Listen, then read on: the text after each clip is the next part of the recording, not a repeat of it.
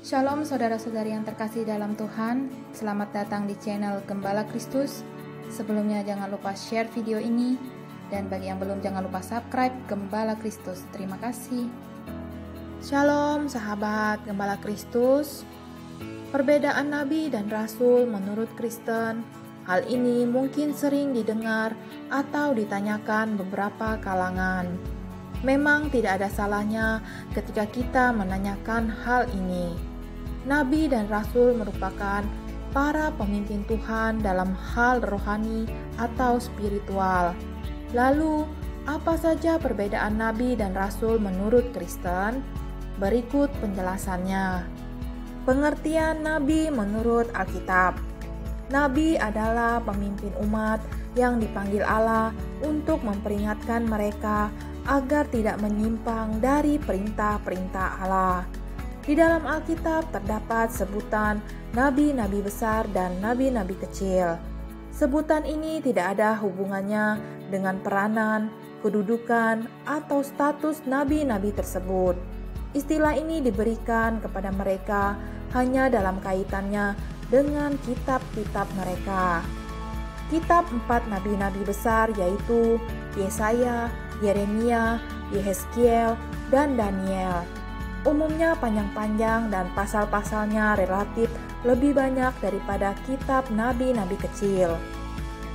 Sementara itu, kedua belas nabi kecil disebut demikian karena kitab-kitab mereka singkat-singkat. Bahkan, kitab Nabi Obadya hanya 1 pasal saja. Yang termasuk dalam 12 nabi-nabi kecil adalah Hosea, Yoel, Amos, Obadya, Yunus, Mika, Nahum, Habakuk, Zefanya, Hagai, Zakaria, dan Maleki. Tetapi dalam ajaran Kristen perlu diketahui jika seorang nabi bukan hanya diutus atas kehendak Tuhan, melainkan ada juga yang bukan berasal dari ajaran Tuhan atau nabi palsu. Berikutnya pengertian Rasul menurut Alkitab.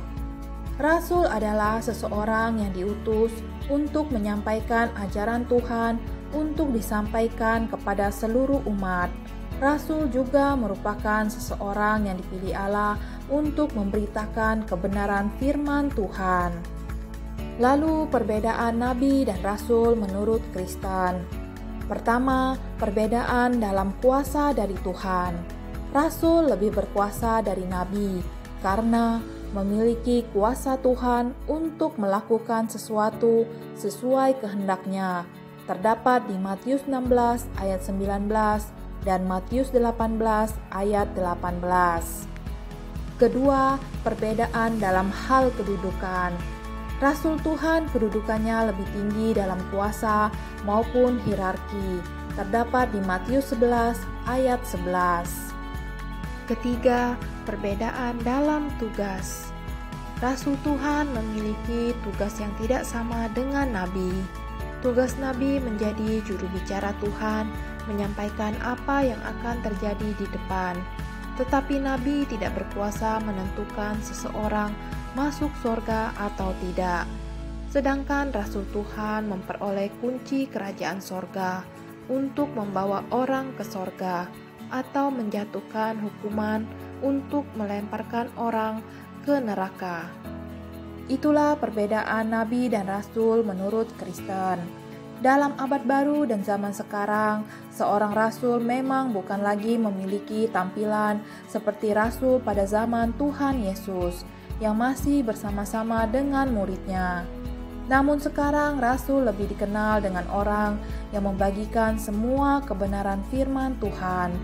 Para rasul juga sering disebut sebagai saksi gereja dalam Kristus.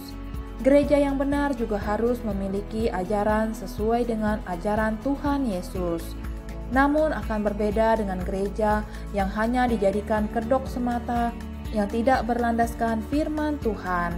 Semoga bisa bermanfaat. Tuhan memberkati kita semua. Terima kasih sahabat Gembala Kristus telah menonton video ini. Sampai jumpa di video-video berikutnya. Tuhan Yesus memberkati.